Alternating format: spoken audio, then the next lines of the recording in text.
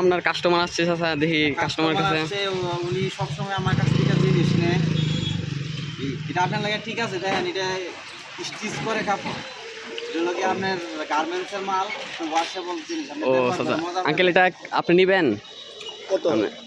আঙ্কেলের কাছে দাম দিবেন? 120 টাকা শুধু। না না 50 টাকা। 50 টাকা আমাদের কিনাও না, 50 টাকা কিনা না, যদি নেন তাহলে 100 টাকা রাখা যাবে। দেখেন না আচ্ছা, 50 টাকা না। ওইটা তো আমি মার্কেটে থেকে 400 টাকা লাগে, আপনি 100 টাকা।